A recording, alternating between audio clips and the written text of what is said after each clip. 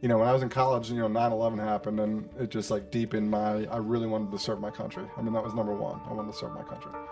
Law school gets you to the bar exam. Mm-hmm. The bar exam allows you to practice law in whatever state. Right. Then it's kind of on you, like where being in the Bay Area, you're surrounded by tech, right? You're surrounded by innovation, technology, like a lot of excitement, right? In the Silicon Valley. So we acted like we knew what we were doing. Right. Yeah, if you can volunteer information, do it. Because Oh, then yeah. you won't. Then the chance of you getting caught on goes down significantly. So if you can volunteer and just throw a little bit of information out there, so it looks like you're prepared. 100%. I'm a big fan of that. It was just like a first class, but it's just extremely uncomfortable. It's not fun. If you are not prepared, chances are you're going to be on the hot seat for a long time because the professor's going to continue to grill you. Okay, so what is JAG? So JAG is you work for the Judge Advocate General, who's a 3-star general.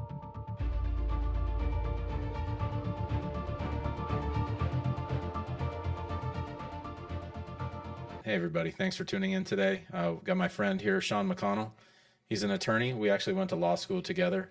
We're going to talk about his path to becoming an attorney, including the LSAT, law school, taking the bar exam. You went JAG, so Judge Advocate General in the Air Force, and then you went ICE and then private sector. So we're going to talk to Sean about all of that today. So Sean, how you doing?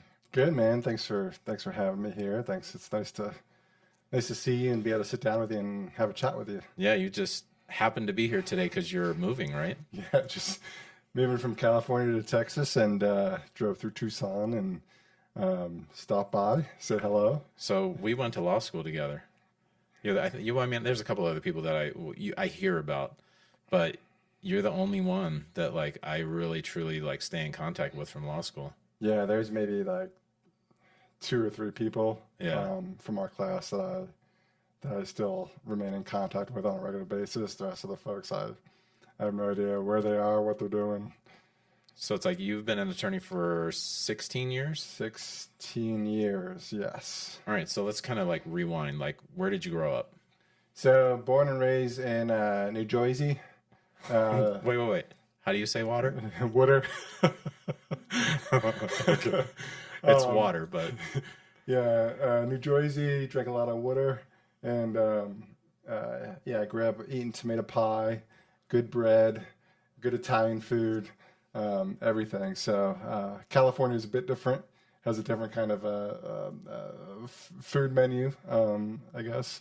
So grew up in New Jersey, went to undergrad at Virginia Tech, go Hokies. And then traveled out to Southern California and went to law school out there where we met. How did you end up deciding you wanted to go to law school? So I was, when I was in high school, I got really interested in politics. And I took a class my senior year where it was focused on a lot of like, political activism and getting actively involved in like the local politics of our town. And I got super interested in that. And then I decided, maybe like law school's an option because I really loved it. Watched A Few Good Men way too many times, and I was like, man, I could see myself being like a taller Tom Cruise and going military and being a JAG. So went to Virginia Tech and studied political science, and to kind of like prep for I guess the most prevalent path or major in college is political science. So I did that, and with the full intention of applying to law school and everything and becoming a lawyer. I never knew. I never heard the history. So the whole Few Good Men and like all that stuff, that's pretty cool. Yeah. It was. It's I don't brag about that. That's not something I talk about too much. But so this is kind of like your dream then. Yeah. So going to the JAG Corps was when I was in college, 9/11 happened, and it just like deepened I really wanted to serve my country. I mean, that was number one. I wanted to serve my country. Then, when I got in the JAG Corps, I applied to the Navy, I applied to the Army, I applied to the Air Force, and it was a process. It was a lot of initial rejection, of getting into the branches. But yeah, I got in and did a couple years active and loved it. yeah, it was a dream. So first step to get to law school, or I mean, to get to be an attorney, law school. But what do you got to do to get there? So obviously we have our law school admission tests, which you have to take in order just to be able to apply. And based on your score and your college GPA and other factors, will determine what law schools you get into. How hard was that test? So for me, I mean, it was a bit more difficult. I'm just not a really good test taker, Yeah, like a me too. standardized test taker. I did well in college, but standardized tests aren't my thing. So my brain just doesn't function in a standardized test manner. So for me, it was a little bit more difficult. I took courses, to kind of take practice tests and learn the different techniques of the different ways to answer the questions. But it was to me it was difficult. Do you remember your score? It was in the 150s, I think. I mean, that's pretty good. I mean, it was like low 150s. It wasn't. I mean, I could have done better. I'll put it that way. I took it twice. The first time I canceled the score because I felt like I just did so bad. Yeah. And then I felt like I did a little bit better the second time, but I think I got a 149, which I wasn't happy because I knew I needed to be in the 150s to even be considered for certain schools. Yeah. And anything, I'm the same way. Horrible at taking tests. Yeah. Reading comprehension wasn't that great back then. Still not that great, but like that test was really hard for me. Yeah. A lot of the stuff I was like, that doesn't even really. How does this have to deal with law school? Right. But that law school admission test, that's pretty. I mean, it's very important. It kind of really dictates what school you're going to go to. Right. And did you apply to like a bunch of schools? Or? Yeah. So I again going to back to your point on how important it is. So I am, my very humble opinion, I think the law school admission test is probably the most important factor. Getting into law school, just because you could do very well in college. There's I felt like I did pretty well, but a lot of even if you don't do so well in the LSAT, that's a huge factor. So I would say it's probably the most important factor of getting into law school. But can you go ahead and repeat what was your question? Yeah, no, you applied. How many schools did you apply to? Because you lived in New Jersey at that time, right? Right. And you ended up going in California. So how did you determine? Yeah, so I had a lot of reach schools that were beyond where my score landed, but fell within where my GPA was, which is why I have the opinion that LSAT scores very way heavier with the admissions folks. So I had a lot of reach schools all over the country. I mean, I was applying to a lot of schools in the South, out west, northeast, middle, all over the place. I must have applied to maybe 17 or 18 different law schools. That's a lot because it costs money each time, right? It costs money every single time. And then a lot of rejection letters came through the mail based on the schools that I was selecting. So somebody that wants to go to law school, GPA is pretty dang important. Yes. And then the LSAT score is very important. Yes. I mean, those two are pretty much going to determine where you go, unless you know somebody. Right. And even then, you still need these things. Right. Anything else when it comes to just trying to get into law school? I mean, I think a lot of schools, they'll say we want a well-rounded person, right? So obviously you want to show some activities in college and stuff like that, and participate in organizations, have leadership positions within those organizations. I think that's critical. That'll get you, if you're competing against, someone else that may have the same scores as you, that'll put you over the top, right? That'll kind of make you more competitive. I don't think it's necessarily it's going to make or break, where you go, but it will give you a competitive advantage if you were to have some of those leadership positions and stuff like that. But I think overall, GPA and LSAT score are critical, to at least give you a baseline of your expectations of where you want to go to school. How many schools did you get into, or was it just the one? I think I got into about, it was like 5 or 6 schools I'd gotten into, kind of across the country, and I just kind of made a decision, and I had never visited the school, which I would recommend doing. And then I was like, oh, Southern California, like San Diego, Orange County. It seems like I've never been, and I just kind of shot for it. And you know, we have both positive and negative experiences in law school, but I wouldn't be where I'm at, um, and have met the people that I met along the way, and be in the same position that I'm in right now. For Life sure. would be completely different.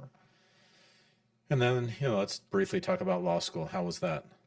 It was a bit of a beast. It's I think the first like 3 months, I didn't even talk to my family because I was just was so busy and just studying all the time and trying to understand what was going on in class. Um, but I would say the first year is the most difficult, just because you're getting situated, completely different kind of learning, completely different kind of class instruction. The amount of work that you do is far exceeds anything that you did in college. And I mean, it is, you need to be mentally prepared because it is a bit of a beast. Second year, they say they scare you to death first year, they work you to death second year, and they bore you to death third year. By the time you get done your second year, you're ready to be done. And then third year, you get to take some specialty classes and do some things that you want to like focus on and get some good externships and that kind of stuff. So Yeah. it's a little bit more fun, but you're kind of over the classroom instruction. I remember that first semester, like it was just overwhelming. And I remember that first break that we had. It took like 5 days for me to actually feel like I could relax, Yeah, because you're just going the whole time. Like it's just nonstop information overload and homework and reading and this and then that. yeah, And I remember always feeling like I had something to do. I was like, oh man, I have that feeling of like there's something that you need to right. do. And did you feel that way like Yeah, after? I felt like it was like 3 full-time jobs, Yeah. 7 days a week. When you're not in class, you're in the library. I remember seeing you in the library all the time. We'd go down and get some Starbucks or some Chipotle. Chipotle Quiznos Quiznos. subs, and I'd get back to it because it Yeah. was just like it was a constant grind. And man, yeah, it was intense. Yeah, but it's it's a beast. And we should specify this is full time. You Right. can go part time as well, Yeah. which is a different schedule. That's so full time law school 3 years, part time typically 4 years. Right. You went full time, I went full time. Right. Um, any advice for anybody that's going to go to law school? I would recommend if you can go full time and get it done with in 3 years. Like I said earlier, I think it's important just to be mentally prepared for it. It's not something you just want to walk in and not be prepared for. Find good folks to study with. I felt like that was critical in our class. Like I think we had a pretty solid cadre of folks that we could just talk things out with. Law school has a reputation of being like cutthroat, and like folks, don't be that person. We're all trying to get to the same result. So, but I would say, yeah, just the mental preparation, find a good group of folks that you can rely on, and just to kind of talk things out, because it's just a different way of thinking. Tell the listeners about the Socratic method of teaching. Socratic method. So we had one professor. So essentially, it's you get you're expected and required to be prepared for every single class, because you could get called on. And some schools, they make you stand up, and they just fire questions at you about different cases, and briefings. Some schools, they let you sit and answer the questions, but it's extremely uncomfortable when you get called on. And I remember one of our professors had a random computer program where it would just randomly pop up it would pop up I the didn't know student's that. name on the screen, and that was who was on the chopping block, and you could tell like our first day of class. It was civil procedure. Our first day of class, Oh man. and Jonathan Goodpasture was the first one that get caught on, and he turned so bright red, turned like a tomato, and luckily it was just like a first class, but it's just extremely uncomfortable. It's not fun. If you are not prepared, chances are you're going to be on the hot seat for a long time because Oh the yeah. professor's going to continue to grill you, to not only make you uncomfortable, but make an example out of you, and they're not shy. They can sense it too. Like you almost have to fake them out. You almost got to look at them like Yeah. but don't. Yeah. Once the blood is in the water, it's just full on attack. So what do you got to do to prepare for class? Read, highlight your cases, take notes, understand the cases. I remember my law school books just looked like a rainbow because I had all the different highlights that I had in the book when I was reading the cases. And you just really have to figure out a system to know how to be prepared. When you say cases, what do you mean? All case law from local courts, Supreme Court, depending on the area of law that the class is that you're in the class for. You have very thick case books that have the law based on all the cases that have come down in various courts and various jurisdictions, circuits. Like I said, Supreme Court. So it's a very intense environment. So like each class has like a book, a textbook, and then there's like it's just full of cases that you're reading. Yeah. And you need to understand them because that's what's going to be talked about in the class, and that's what you're hoping the professor's not going to call you about are those cases. Right. Because it is pretty terrifying. I mean, I don't know if you remember, I think it was me, you, and Dave. Because it was so like, everybody was so unprepared that like we had decided that we were going to because let's say there was 10 cases for the week. I would get 3, you would get 3, and then Dave would get 3. And then we would be like, so we acted like we knew what we were doing. Right.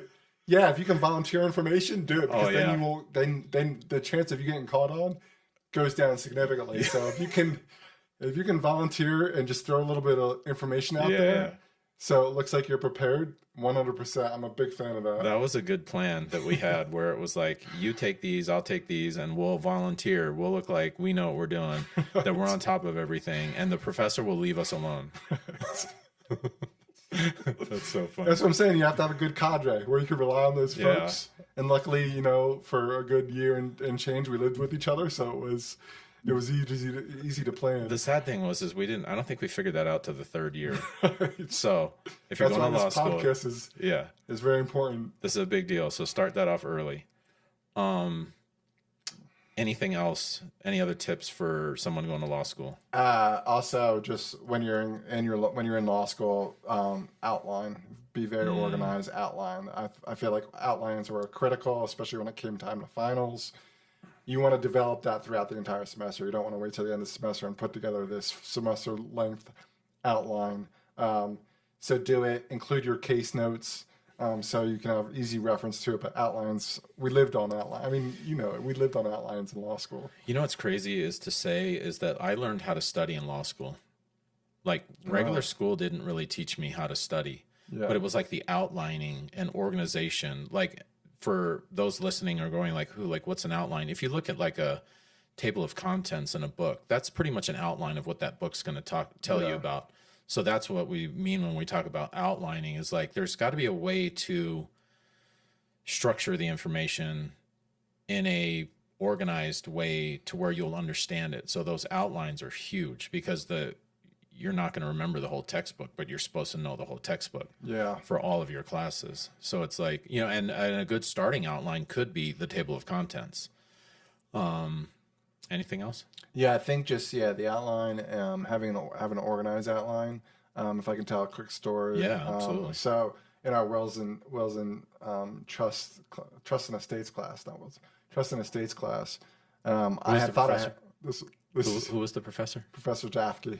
That's why I asked. Okay, go ahead. Thanks. So I thought I had a pretty decent outline, but I got she had her method of calling on students was to pick names out of a box, and your name got called. And it took me a while for my name to get called, but when I got called, I relied on my outline, and clearly it wasn't as thorough as I thought it was. And I got called on, and it was one of those situations where, I mean, I started getting super uncomfortable. She was questioning me. I couldn't answer her questions, so it just like made her fire more questions at me, and the heat just started coming. I was so uncomfortable, and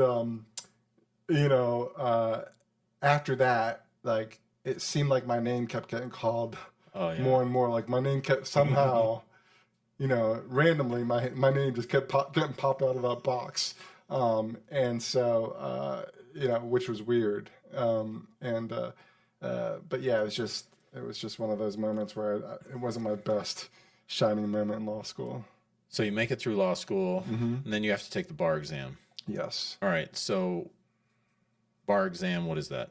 Yeah, so it's your licensing exam that every state requires. I think some states are kind of like doing away with it. Some states you don't have to take the bar exam, but it is your licensing exam in order for you to be to be a licensed attorney, so you can practice law in the state that you're at. And I went home to New Jersey, and took both the Pennsylvania and New Jersey bar exams. Preparation for the bar exam. Yeah, so I started probably a week after I graduated. We graduated law school in May of 2008. Mm-hmm. I had like a week off, and then I started prepping. I took a Barbary course, which was super helpful, and then prepping for the bar. That was at the end of July. So 2 months of solid prep. It was terrible. I think the prep was worse than the exam. But I must have prepped 12, 14 hours a day, every day. Every day, yep. Every day until the bar exam. Luckily passed both. But yeah, the prep was, it's brutal. But you just got to like suck it up and do it. I'm pretty sure I still have all of my outlines that I made from Barbary. And because it was so big, the stack, I made it the smallest font that I could to condense the outlines down. And it was still like that big. Yeah. And you had to know all of it. Yeah. For It's the bar like exam. 20 something subjects. Two like subjects that you didn't even take in law school. 2 full days of a test. Yep. And it's like everything's riding on that. Yeah. And it's like binders full of your outlines. Did you pass the first time? I did. Yeah, I passed both Pennsylvania and New Jersey Nice. the first time. Yeah. Did you have friends that did not? Yes. And what happens when you don't? And they have to retake. They have to sign up. So it's offered twice a year, February and July, every single year. And you have to wait until the next time it's offered and retake. I have friends that had to take it multiple times. Like Joe Pesci and my cousin Vinny. 6 times, right? Yeah. I mean, there's. It's not an easy test. But yeah, you just have to retake it. So 6 times, that's basically 3 years because it's only twice a year. Right. So it's like study hard for this. Yeah. I mean, it costs quite a bit of money for the bar prep. Thousands of dollars. You got to pay for the application to the state bar. Yep. The time that it takes, you know what I mean? Like it takes quite a bit of time to study. It is a very enduring process. You got to wait to see if you passed. Right. So there's like a big time, if you're working or not working, you know what I mean? If you're in a firm and they're waiting to get your bar results or Yep. whatever it is, so where were you at that point? So I was back in New Jersey. So I took the Pennsylvania essay, the Tuesday, the MBE multiple choice, and that's a 200 question test on Wednesday, and then I took the New Jersey essay on Thursday, and then I was home, essentially just waiting for my results, and my Pennsylvania results came in like mid-October, and then my New Jersey results came in November, and so I was just kind of at home. I was working, but it was like, yeah, like you said, you're so limited in what you can do because you're, in some states like California, you don't get your results till Thanksgiving. Wow. So it's like, you know, it's all that time, you know, of waiting. And then if you don't pass, it's just like, oh man, I got to do this Do it again. all over again. I can't even imagine doing that again. Nah, once is enough. Yeah, I would never want to do it again. No. You know, like if you're studying at that time and you want to go for you want to apply for another state bar, that would be the time, because I cannot imagine trying to do it now, doing that all over again. No chance. I never want to take another state bar in my life. Same. Just no desire. Yeah. Nothing good about that. No.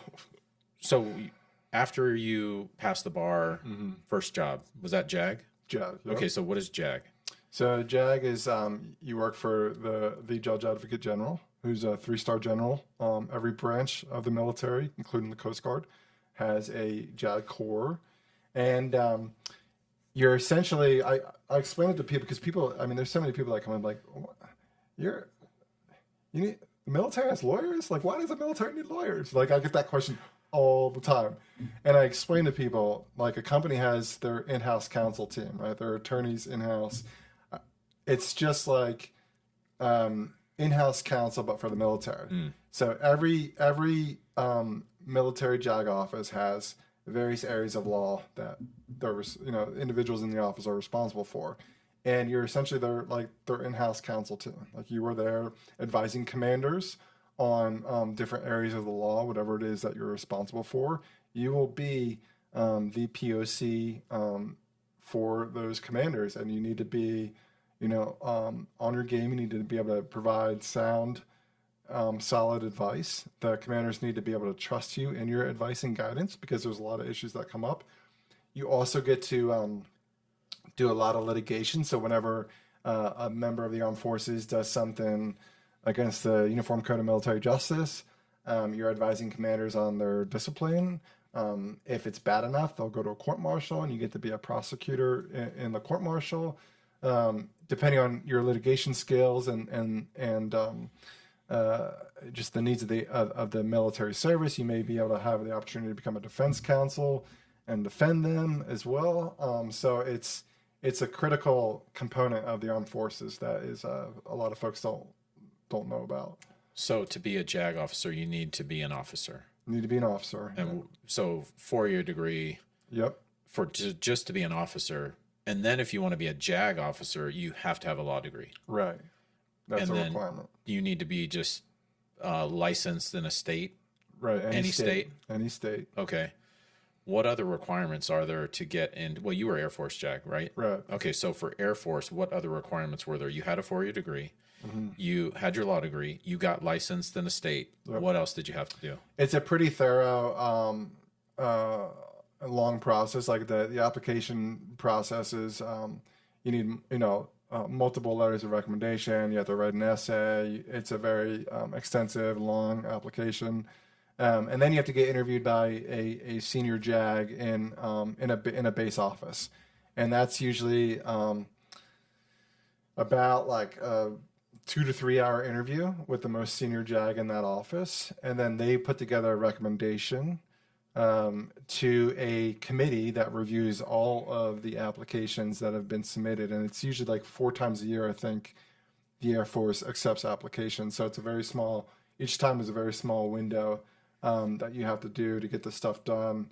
And then once the committee, reviews it, and right now I think it's like at a 6 or 7% acceptance rate in the JAG Corps. So it's very competitive, and once you if you get notified and you get in, then you'll go on the next steps with all the training and stuff like that. When did you start that application process? So I started in law school. I started my 2L year. I applied to the Navy, the Army, and the Air Force. And I applied to the Navy probably 3 separate times. I got rejected every single time. I applied to the Army once. I got rejected. Applied to the Air Force. Got rejected the first time, but the Air Force has an automatic reconsideration if you want to, for the next committee to review your application. And luckily got picked up on the second round and decided to go Air Force. So by my 3L year, my last year of law school, I knew that I'd gotten into the JAG Corps. What do you think were important factors in getting you in? Like, you know what I mean? Like, so to get into law school, GPA, LSAT, were you aware of like important factors to get into JAG? Like, Yeah. Yeah. So obviously you want to perform well in law school.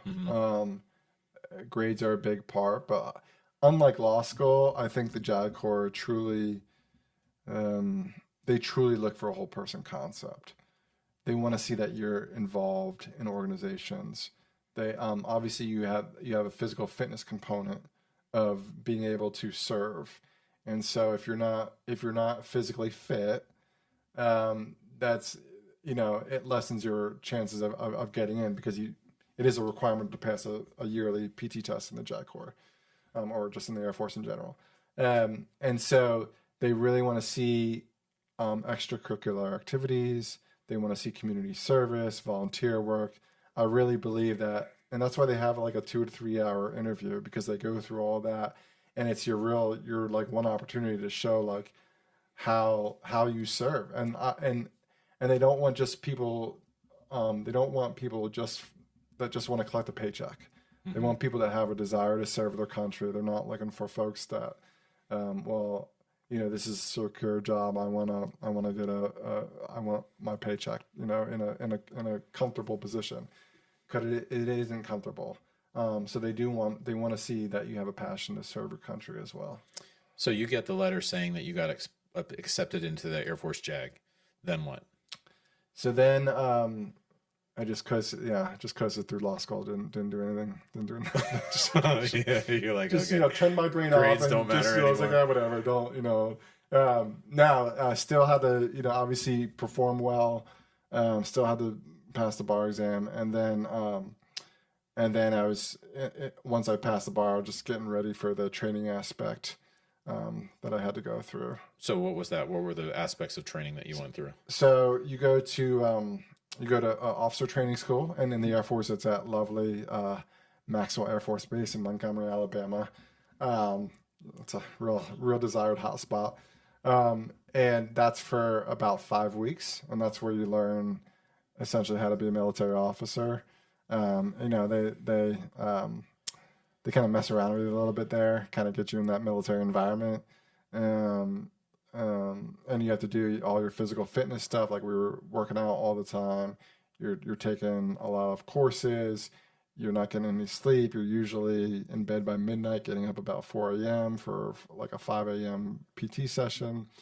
Get through that, and then you go to the JAG school where you learn about the military law, and that I believe that was from February until April. So it's about 8 weeks of the JAG school where you're just with other lawyers. So officer training school, that's usually referred to as OTS, right? OTS, yep. So I've heard OCS. What's the difference? It's the same thing. It's just a different branch. So I think Okay. like I don't know. Maybe the Navy uses officer candidate school. Okay. That we call officer training school. It's the same thing, just different. Got it. Yeah, military. All the branches have to have their own little lingo to be different. Right. So OTS, 5 weeks? 5 weeks, yeah. Okay, and then do you go straight to JAG school? Depending on the scheduling, I happen to because of how the schools were scheduled. But sometimes you'll have like a couple week break between the two. But I got to just go straight through. And then military law? Is that what you're learning there? Like Yeah. what's going on in JAG school? Yeah, so you learn everything about the Uniform Code of Military Justice. You learn everything about like all the various areas of law that is in the military, that exists in the military, that doesn't exist in the civilian side. You do a couple mock trials. You learn how the military handles their courts martial, how they process the different types of disciplinary action, administrative actions, all that kind of stuff that can happen to an airman. But yeah, you do a lot of mock trials, a lot of litigation exercises, mock cross examinations, direct examinations, and then you have then you're just learning all the law, and some of it's broken down in like a small classroom setting, some of it's in this huge lecture hall. There was this big red dome. Everyone called it the coma dome because everyone would just like fall asleep in there. So it's a different types of learning that you have. How difficult was JAG school compared to law school? Compared to law school, I mean, it was nothing. I mean, it was like you had to perform well. I mean, this is like, you don't want to be an idiot, right? Like, you had to perform well. Like, this is your career. Like a regular undergrad class? I would say, yeah, it was like it was more like undergrad. Okay. Like, it was like law school in an undergrad environment. Okay. You know, like, everything is a lot more relaxed, but you still have to perform. Are you getting graded, or is it pass fail? You know what I mean? Like, how does that work? Yeah, so you do get graded. Each of the mock courts you're graded on, you're videotaped, you're graded, you're provided feedback, and then you do have tests and exams throughout the course. I don't really know if the grades really matter, but you do get graded. So then, like, you're in JAG school, like, I'm assuming there's like all these different areas of law. Like, do you get to pick? Like, are they like, hey, we need you here. Here's what you can do. Pick what you want. Like, how does that work? Yeah, so when you get to your first assignment, usually you'll, like, every JAG in the office has a specific area that they're responsible for. So there's like, there could be an attorney that's responsible for all the labor and employment law. There's an attorney in there that's responsible for all of the environmental law. There's an attorney in there that's managing the litigation and military justice program, like, in the office. So they move you around, like, in your first 2 assignments, which will be about 4 years. They move you around to all the different areas, so you become more of a generalist. And then after that 4 years, then you can, then you have more options to go down different tracks. Like, if you want to litigate and do the criminal stuff, you can go down that path. If you want to be more operational law kind of stuff, you can, do specific assignments that will set you up to kind of go down that path. Mm-hmm. What is the commitment? So, like, you get selected for JAG, you go through JAG school. Like, how long do you have to be in the Air Force for? So, initial 4-year commitment. Okay, that's not bad. That's not bad. Yeah. If you go in right after, like, if you go in after law school, it's not like they're paying for your law school, so you don't have any additional commitment. But initial 4-year commitment, then you can decide, hey, this isn't for me, or you can go in the reserves, or you can just get out, or you can stay in. And then after that, you have like additional years of commitment if you sign on for more time.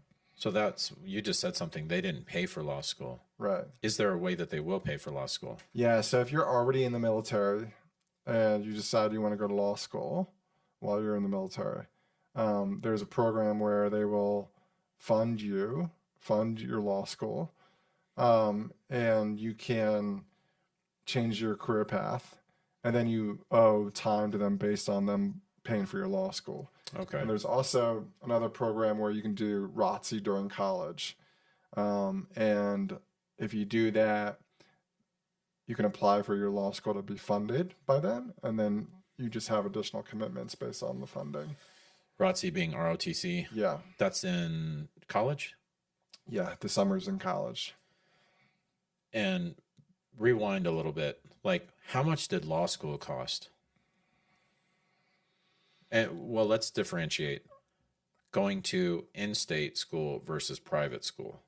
Yeah, so private school, I think ours was, out-of-state private school, I think ours was like 40-something a year, I think. So it was, you were 6 figures when you get your final bill. It's basically double what like an in-state school would be almost.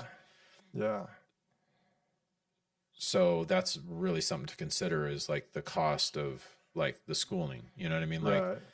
Importance of grades, scholarships. I didn't get a scholarship. Did you get a scholarship? No, I didn't get a scholarship. Yeah, because my GPA wasn't great. It wasn't terrible, but it wasn't good enough for like a scholarship. Yeah. So it's like I had to take out student loans to basically pay for out-of-state tuition at a private school, Right.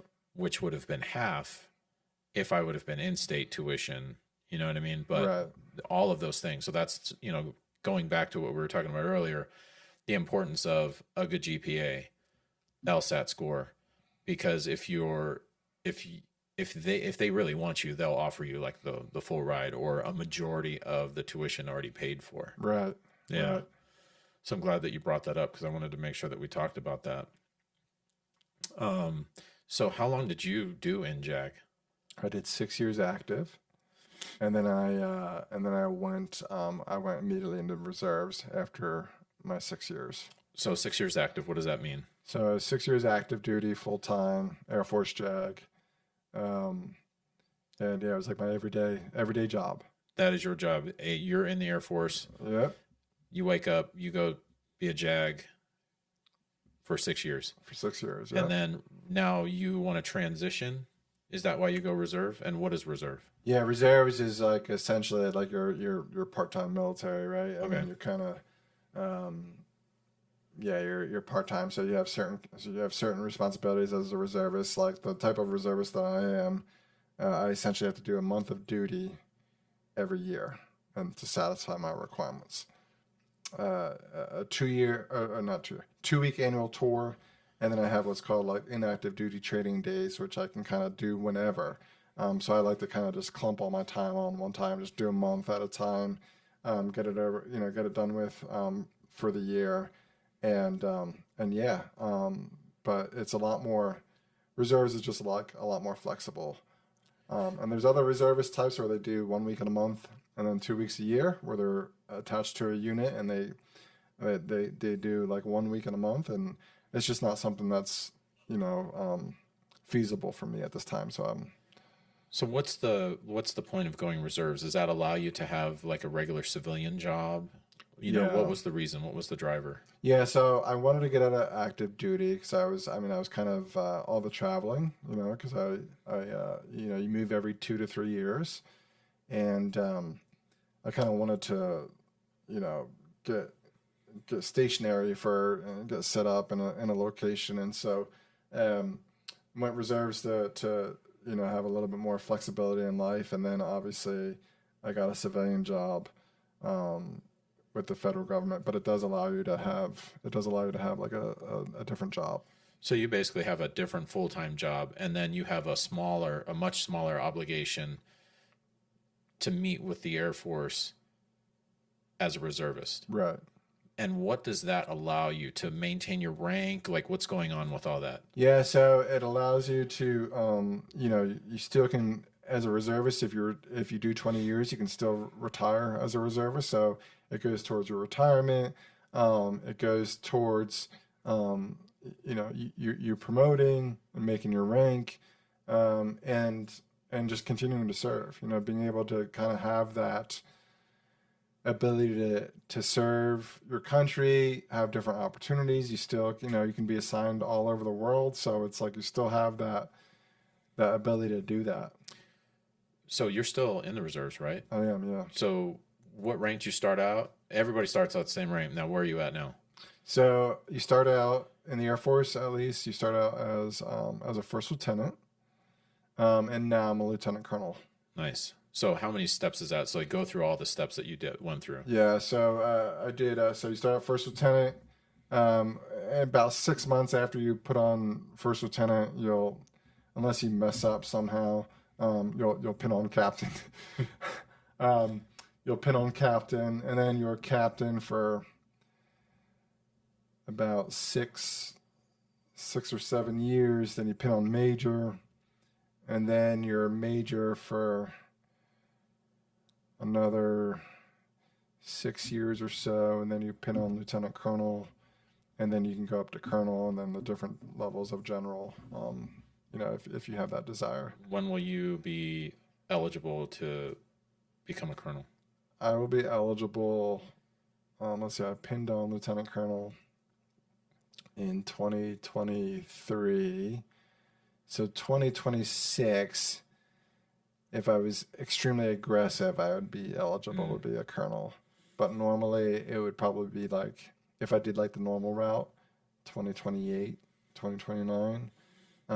But there's additional schooling and everything that you're required to do in order to promote. Are you going to go for that? Come on. I go back and forth. I don't know if it's in me. Just maybe, who knows? But the additional schooling is what is kind of giving me pause. at this moment, but I've been told that I should go for it, but I don't know yet. We'll see. Before we move on to your federal government job, Yeah. in the Air Force, did you get deployed? I did. Where'd you go? I did about 7 months in Afghanistan, Bagram, Afghanistan. We call it the Hawaii of the Middle East. Pretty solid place. Yeah, no, I did 7 months in Afghanistan. How was it? It was one of the best experiences in my life. I thought it was the most like I loved it there. Not like I would go vacation there, but like I just loved the opportunity. Like I felt like there was a sense of purpose there. The people I worked with, I got to work with all the branches. Amazing people. That was probably the highlight of it. But and the mission was cool. Mission was great. After about 4 months, I was like, yeah, I mean, it's kind of time to go back home. But yeah, I did about 7 months, and yeah. Did you enjoy being full-time JAG? I did. There was some, every job, every opportunity has its ups and downs, right? And I really enjoyed the people I work with. I love being able to do various types of law. I love being able to litigate, like right out of law school. And I love the ability, like we got to do a lot of traveling and everything like that. Like that was awesome. But you definitely have like your headaches like you would in any other profession. But yeah. Is there anything looking back, I wish I'd have done this, or I should not have done that? So that's a good question, Eric.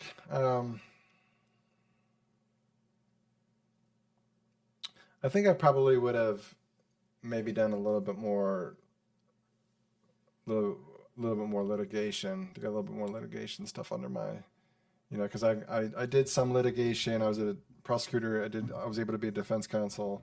But sometimes I think, oh man, it would have been cool to kind of go down the litigation track and instead of more of like the civil law, administrative law type of route. Mm-hmm.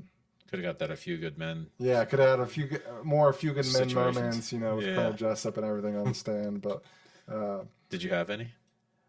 yeah, I had a few moments where it got kind of intense in the courtroom. Let's hear it. One time, I was cross-examining.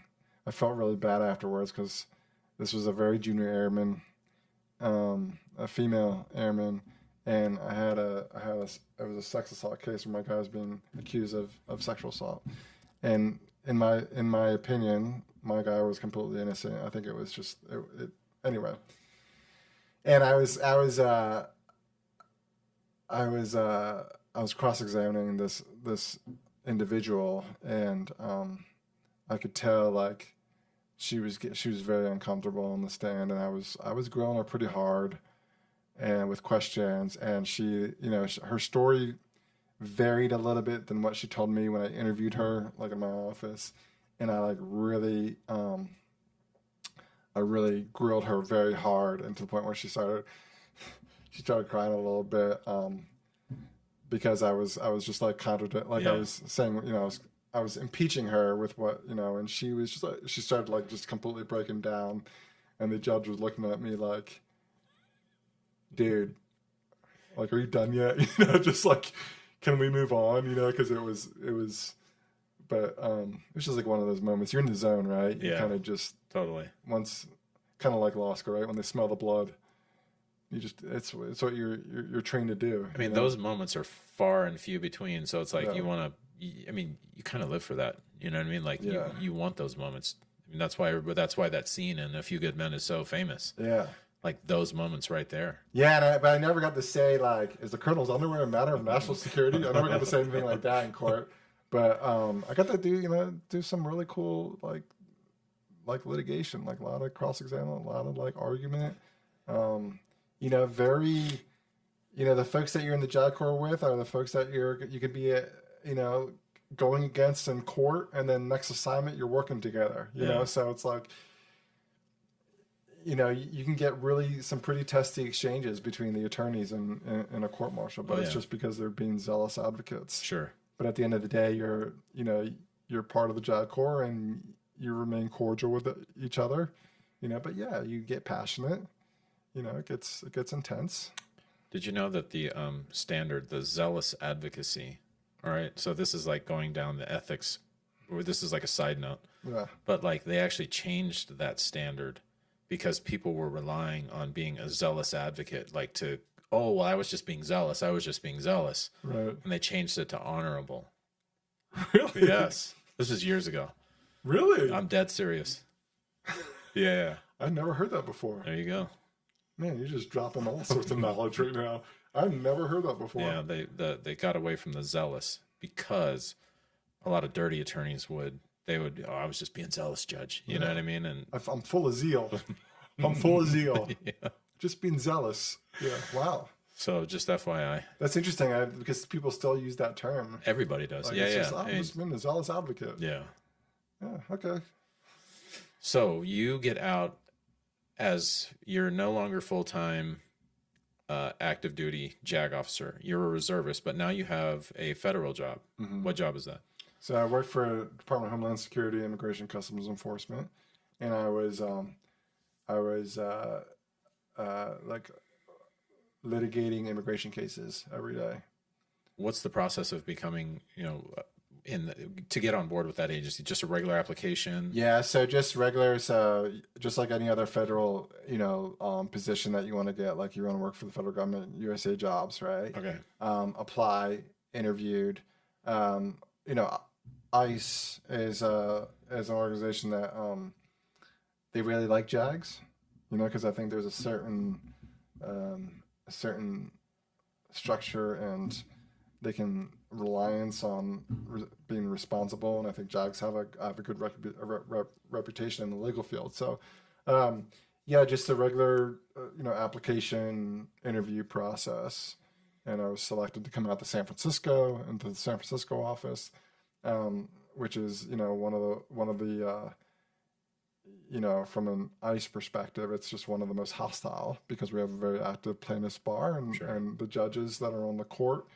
A lot of them are zealous advocates for for immigrants and their rights, and so you're kind of doing an uphill battle. You're not only facing off against their attorneys, but you're also, a lot of the judges, you have to fight against the judges who just don't want to follow the law, which is disappointing. That would be tough in the Bay Area, but it's San Francisco. It's just one of those areas that you need to go in there prepared, because a lot of the judges they don't follow the law and they just do what they want to do, and there's no recourse. That would be tough.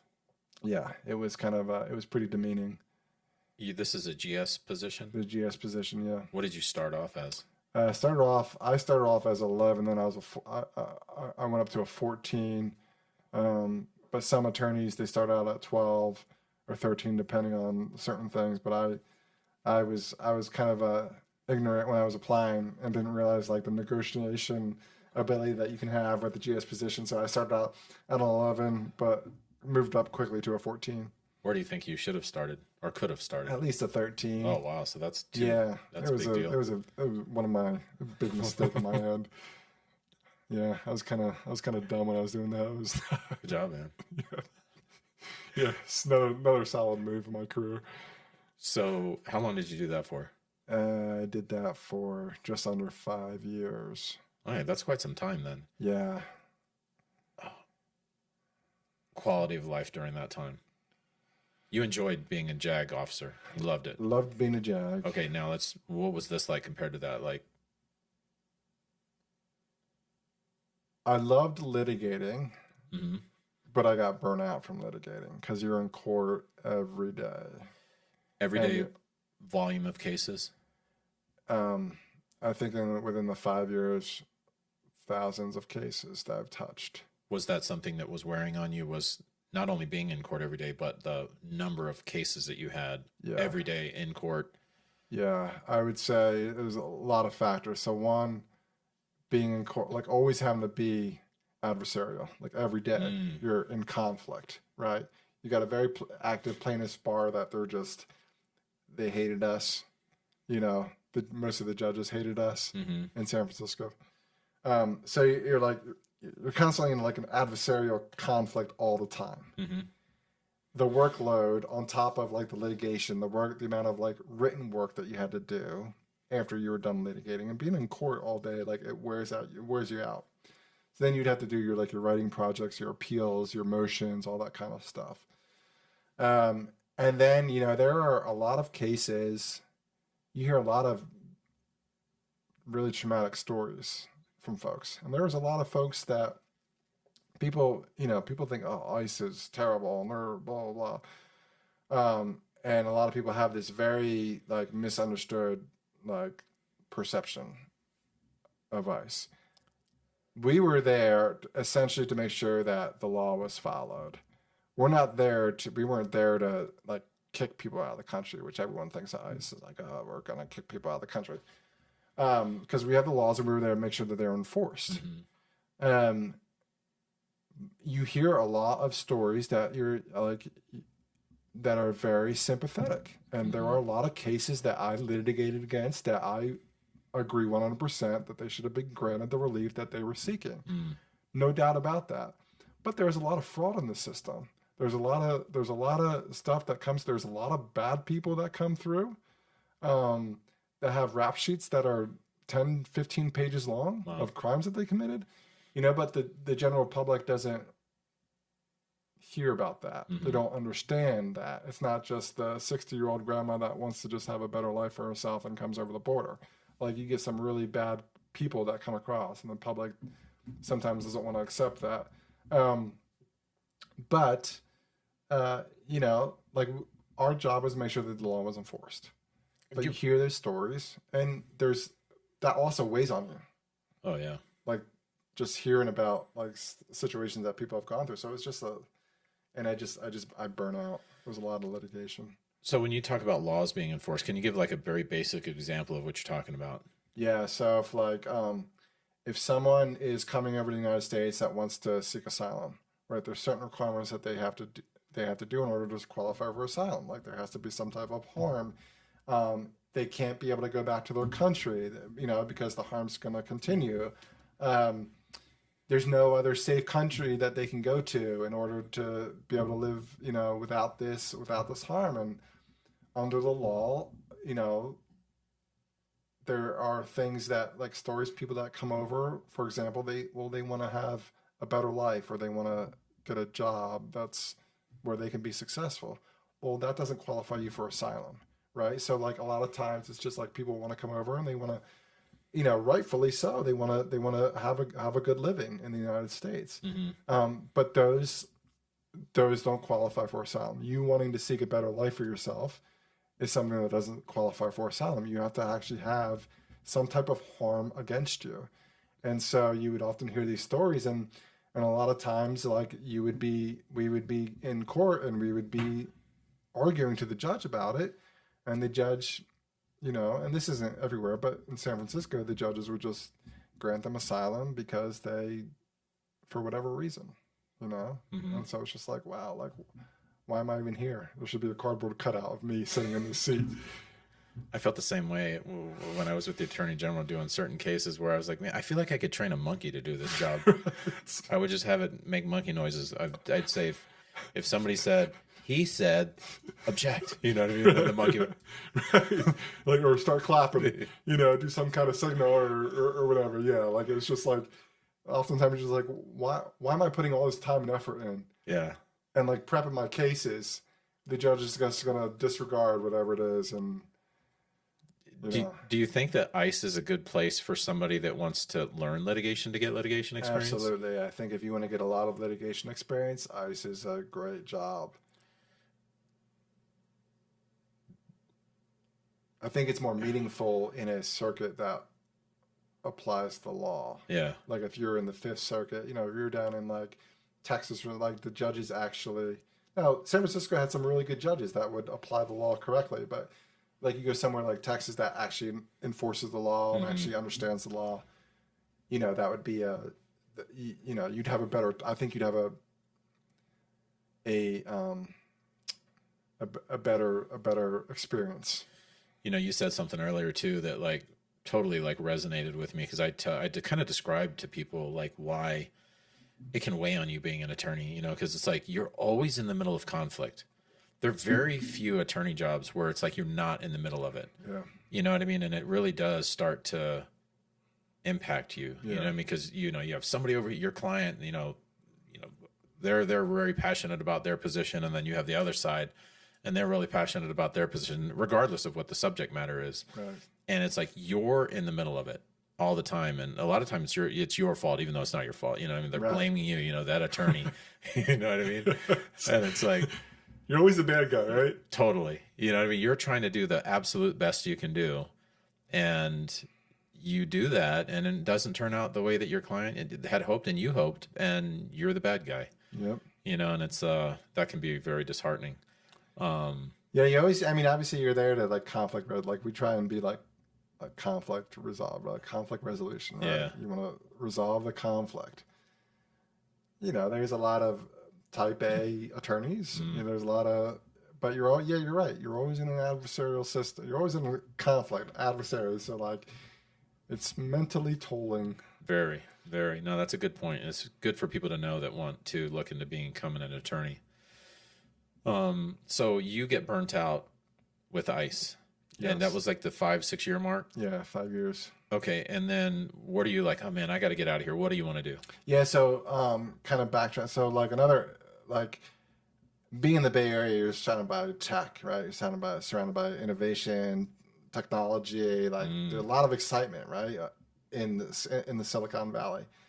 And so being in that environment, you're just like, man, you see like everything that's going on. You talk to people, and you just hear like a lot of people are doing some pretty amazing things. These companies are like just absolutely taking over the world. Like it's just an amazing environment to be in. And so like after like the 2 year mark, I started kind of like paying more attention to that. And I started talking to people, getting excited about the technology space.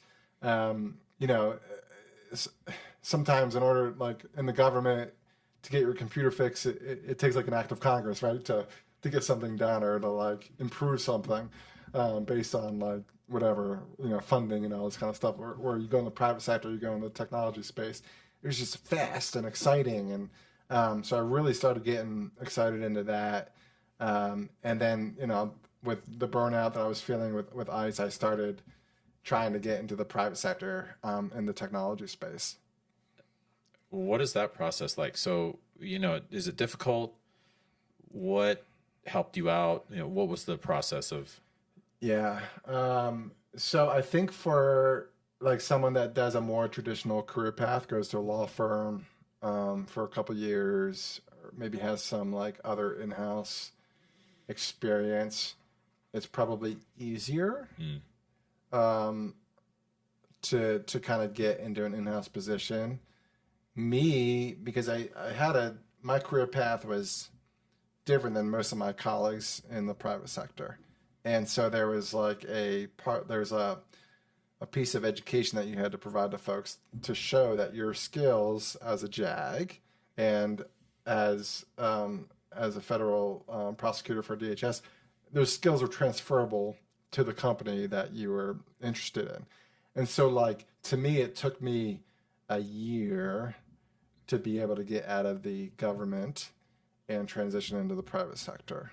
And that was a year of, if you ask my wife, it was like a second full-time job of just trying to connect with people, meet with people, learn about these companies, interviewing, going through multiple stages of interviews, and just like busting my butt trying to, I mean, like it makes me feel better because it's been 3.5, 4 months, and I feel like it's, what am I? Oh, I'm just going to give up. Yeah. I'm not going to give up, but it literally, like, and I tell people this all the time, it took me a year, and like I did different programs that are targeted to military trying to get into the tech space.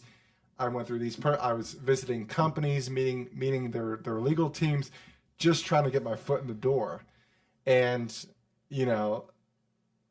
I'm blessed at where I'm at right now, but man, it was it was exhausting. Did you have a recruiter? I didn't have a recruiter that was like specifically like helping me navigate the process. Some of these programs that I talked about, they were, they've got a whole like cohort of folks that they're trying to get into these positions, but a lot of the positions were like non-legal. They were like project managers and all that kind of stuff.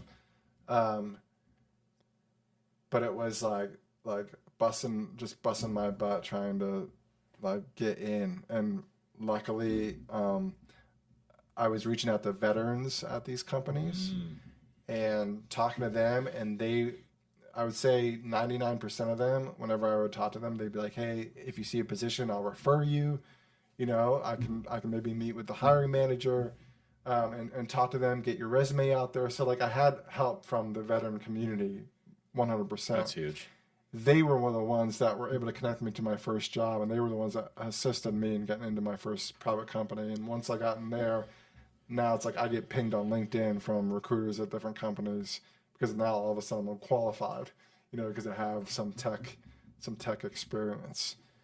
So it's like if somebody wants to get into the legal field in the private sector, the government route is probably not the way to go.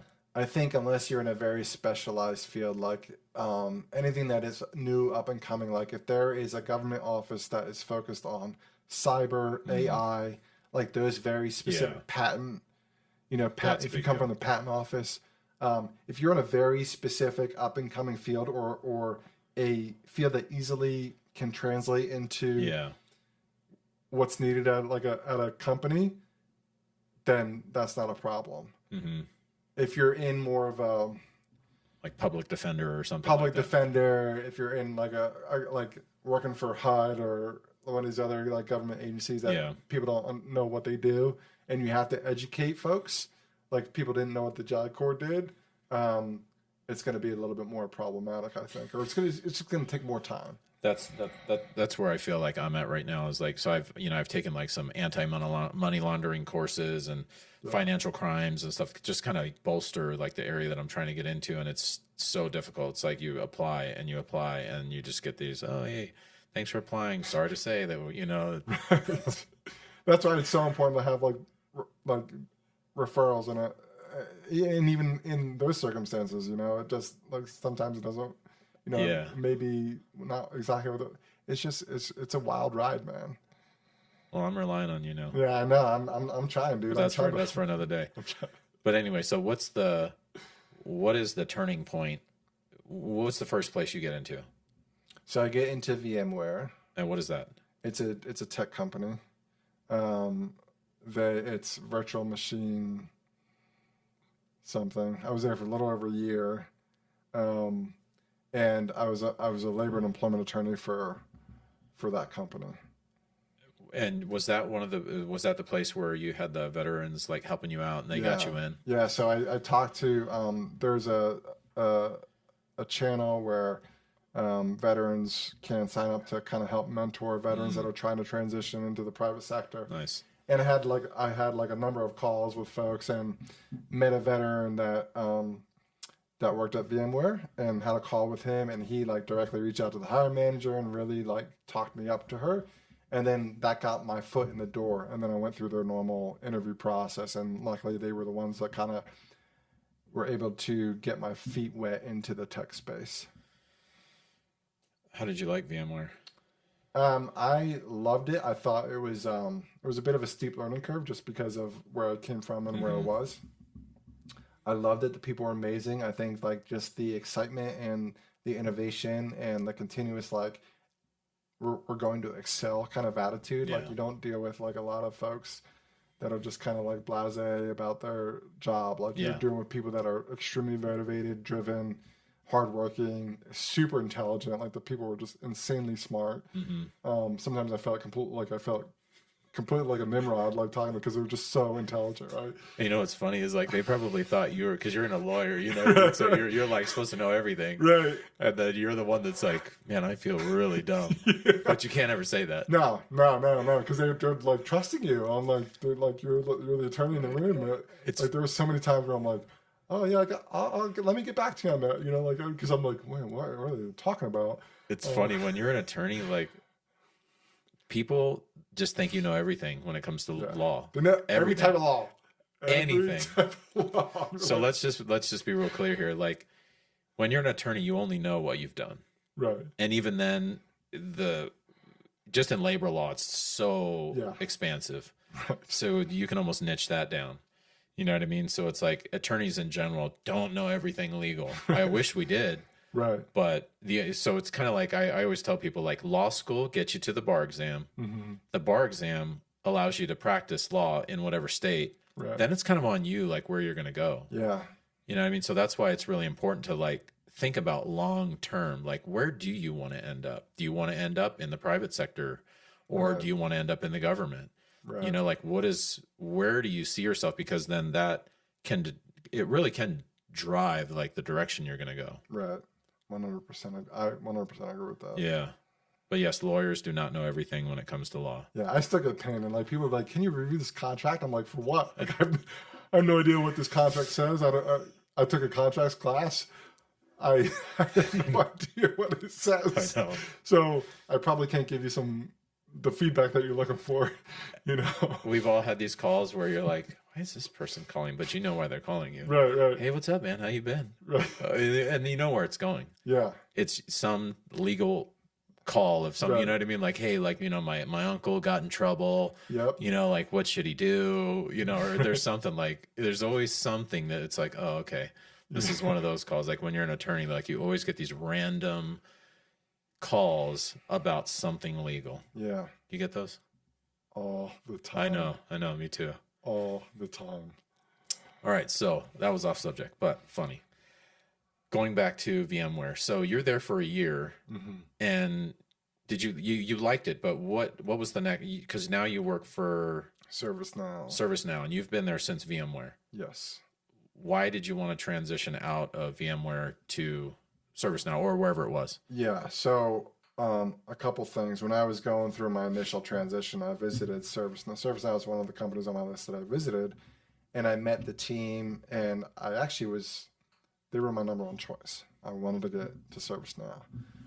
I just loved everything about them. My wife went to law school with the vice president of the legal team that I was a part of, and they were really good friends in law school. So it all just kind of, it was interesting. And at the time that they were hiring, they needed someone that had like a little bit more of the like tech experience. Yeah. You know?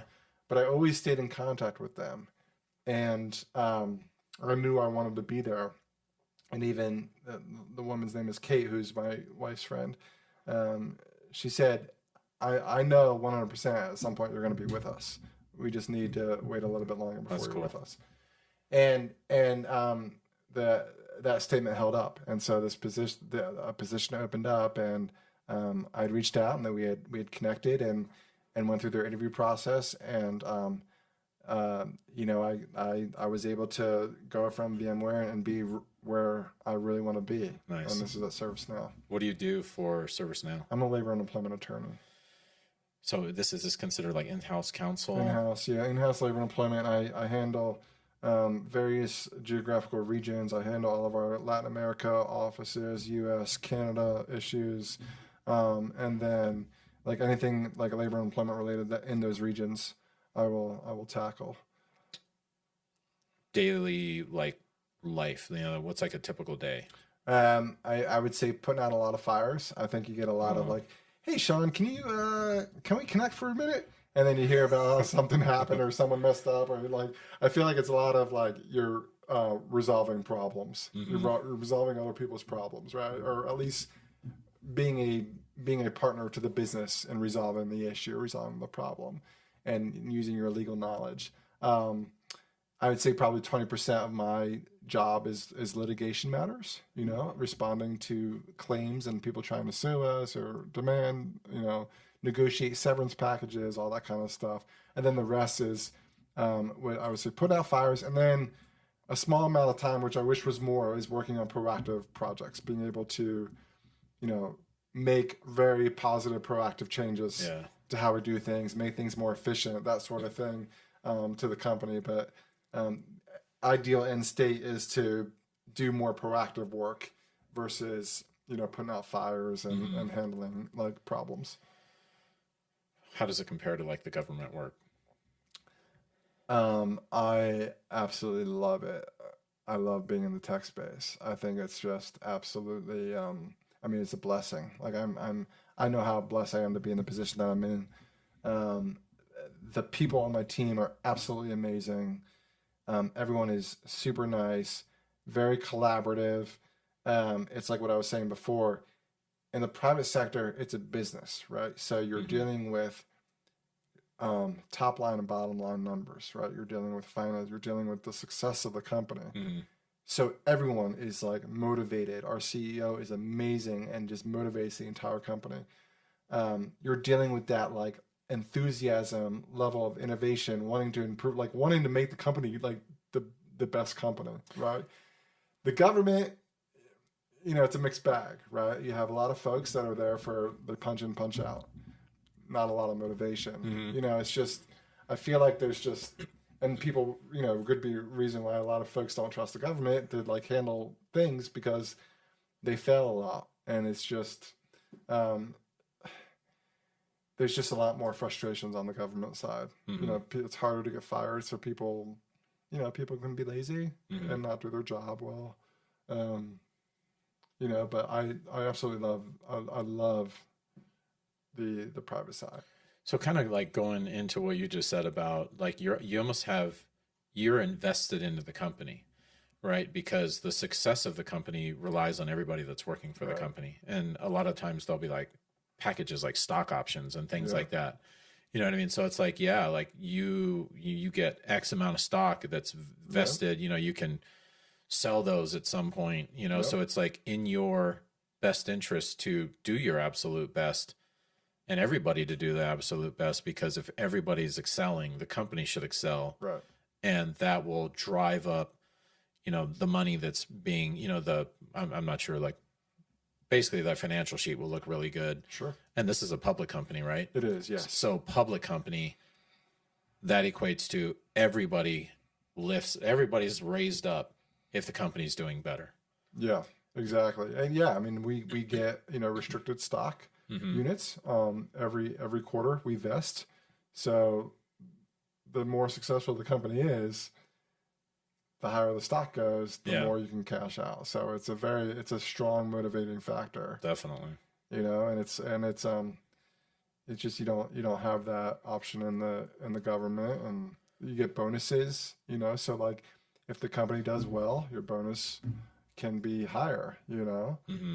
So there's just a lot of financial motivations, but it's not even just the finance, it's just being an amazing workplace. That environment. Yeah. Yeah, no, it sounds really cool. It's awesome. So what looking back, you know what I mean? Like, did it turn out how you wanted? Like, you know what I mean? It started off with the Few Good Men, you know what I mean? And then like you went through that, and you know where you're at right now. Like, do you feel good about like your career so far as an attorney? Yeah, it's kind of I think as attorneys, you know, we're always have the mindset of like we want more, right? Like we want more in our life, right? And it's probably one of my issues, like can I really truly ever be satisfied, right? But like I said, I'm very I know I'm very blessed in where I'm at. God has directed me down this path, right? And I know that He has His plan for me, and that He has put me in these positions to, you know, to help me get to where He ultimately wants me to be. I will say that, like, yeah, like I'm very happy. When I first got in the JAG Corps, I thought I was going to be 20 years active duty. I was going to retire at 46, collect my retirement, do something else. That didn't turn out the case, but like I love still being able to serve in the reserves. I've got an amazing team at my company. I absolutely love working there. So I can't say it's worked out bad for me. You know, You plan on staying there for however long you're. I plan on staying there for a very long time. That's cool. Yeah. That's good, man. Yeah. As long as they want to keep paying me, I feel like I've got pretty good job security. given the Nice. size and growth of our company. Yeah. But yeah, I would love to be there as long as possible. Any regrets looking back?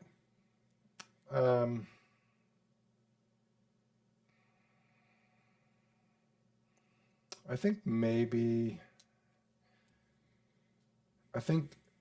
I would have. I've never had, aside from summer jobs, I've never had like a firm experience.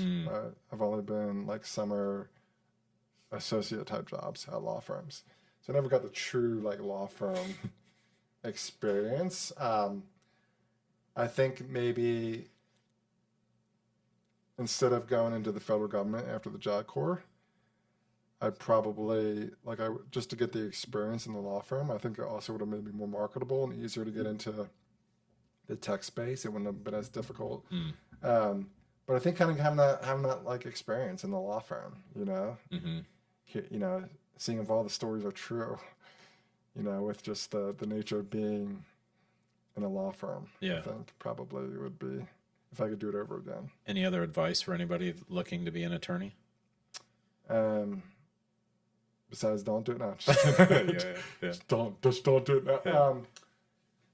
I think there's so many different paths to so many different ways that you can go. Not every career is going to mirror each other. With whatever you do, just know that there's somebody that has probably gone before you and done the same exact thing that you've done. So like, what has helped me in my transitions has been the people I've been able to connect with. People are always willing to help. You're going to get folks that just tell you to pound sand, or there's going to be folks that just don't even respond to you. Like, persevere through it, because there's going to be that one person that helps you out, that gets you in somewhere. You can talk to 100 people, but all you need is one. And so I think just making connections with LinkedIn, it's a lot easier now because you can like narrow searches down to, I want this person, this position in this state at this level. Like, it's amazing the tools that we have now that we didn't have 10 years ago. And so I would just really encourage folks to start networking as soon as possible. You don't have to go to these lame socials anymore where you got to have awkward conversations in these like restaurants anymore. You can just literally like reach out to someone on LinkedIn. And I think that's probably like some of the best advice that I can give, is just because there is going to be that one person, just like that. There was that one veteran that helped me get into VMware. Yeah. There's going to be that one, and hopefully I'll be that one for you, buddy. Yeah, I'll take it. Yeah, I'm relying on you. This is public now. This is all public. Everybody's gonna hold that on. ServiceNow hire Eric. You brought some pictures with you, right? I did. That you wanted to share? Yeah, let's do it, man. Let's take a look at those. It's a blast from the past. Yeah. All right. So, well, we have one up there. What is that? Yeah. So this is our trial advocacy. Trial practice. Trial practice class. Yeah. So it's you on the left, and let's go left to right. Yeah. So this was we had a mock court as our final exam in this class, and it happened to be the even number of guys in the class with girls. So we did like a guys versus girls court, and like we kicked their butt. Yeah. We kicked their butt. But yes, that's me on the left, and then there's William Brandel next to me, and then the two folks in the middle are the two judges, who are their instructors, and then there's you. Gosh, you look so young. Jeez. And then there's our other roommate, Dave. 2946. Yeah. That's Dave. Man, we look so young. That's crazy because that was 2008. That was 2008. Yeah, that's a long time ago, man. 16 years. Oh my gosh. Oh my god. All right, so this one is at our OTS for the JAG Corps. Just doing some, looking like a military person, doing some ropes courses and some battle stuff. So. Were you scared? Yeah, I was terrified. And that rope was like on my groin. It didn't feel good.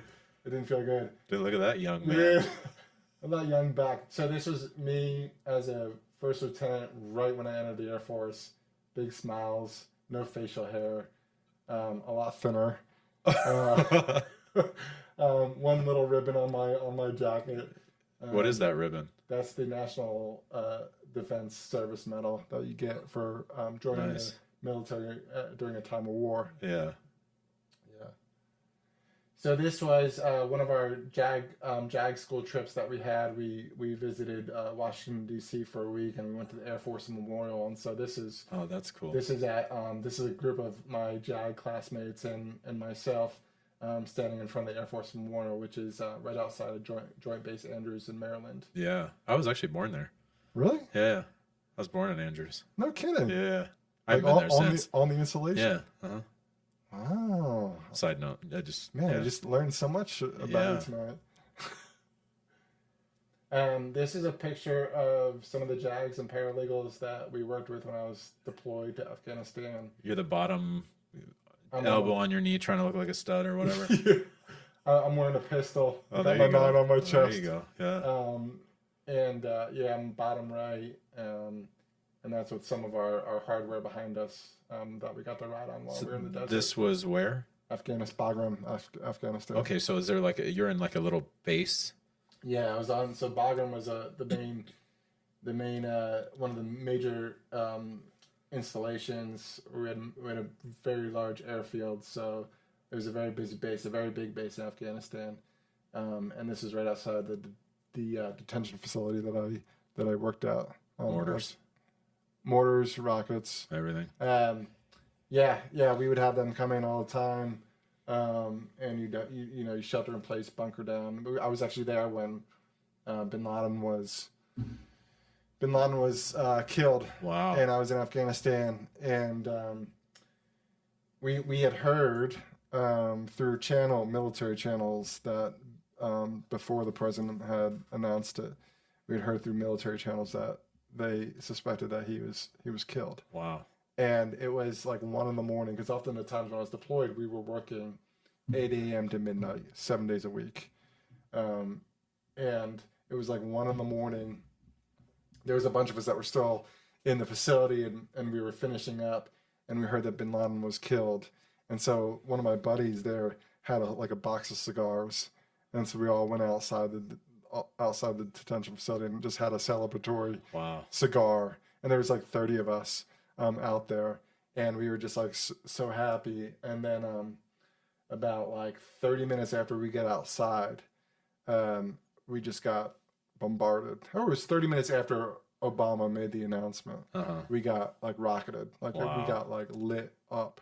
Luckily the Taliban, they don't have very good aim, and they just kind of like shoot stuff wherever. Yeah. But we got rocketed pretty hard. We were bunkering down, and after that, our aircraft took off, and just absolutely, we saw them take off, and we just saw American firepower blast the crap out of this mountain. Wow. Because they had tracked where these rockets were coming, and it just like lit up the sky, and like we're all standing there like in chill. We're like, America, like it was just like one of those moments. Yeah. You just want to hear the national anthem play. It was like intense. And then like after that was done, complete silence. Wow. Didn't even, and then we just hung out for like another 2 hours. Like we didn't go to bed till like 4 a.m. That'd be surreal. Like we were just, it was intense, but it was like a super proud moment. It was awesome. I wish I could have been there with you. Yeah, it was one of the best moments of my deployment. Wow. By far. Minus getting rocketed. Yeah. This is the second part of my deployment. I got to wear civilian clothes sometimes and help our Afghan partners or judges, prosecutors, and defense attorneys establish a court system and help them hear cases of terrorists that we had captured that were at the detention facility, and essentially built their court system in order for them to prosecute these bad guys. And so that's you on the left with the scarf? Yeah, that's me on the left with my Afghan scarf on, and then some of our are partners that I worked with, both on the Afghan side and the U.S. side. And so all those folks there are like lawyers and judges and interpreters. Nice. Yeah. And then this is just this was right outside of the detention facility. We had a little volleyball court, blowing off steam. That's you right there, That's me second from the left. Yeah, like right on the other side of all the Like you're yellow ready to do shirts, something? just looking like a complete clown, like Getting trying like to, the ball in your getting face. really about to get spiked on. Just just clearly, I have no skill. What is the big concrete walls in the back there? So those are like essentially the walls of that we built like to protect certain areas of the base, and that was essentially the fence line of the installation was just all those, and then internally we had them all over base to protect certain facilities that could potentially be a target. And since we worked at the detention facility, that was a massive target, and so they had those around those concrete barriers around to protect it. Nice. I think that was the last picture too. Thanks for sharing those. Yeah, man. Yeah, blast from the past, man. Yeah. So thanks for coming. You know, it's this is great, man. I think your podcast is going to be really awesome. Thanks, man. You know, and for the listeners, you know, thank you for listening. I will be interviewing other attorneys down the road. So if there's any questions that you want to know about becoming an attorney, or maybe a specific attorney, I could try to find somebody like that, but just, you know, leave a comment down below of what you would want to know, or maybe a specific law field that you would like to know about. And thanks for coming, man. Yeah, thanks for having me. Awesome, man. Pleasure. Yeah, have a safe trip back to Texas. Yes, sir. Yeah.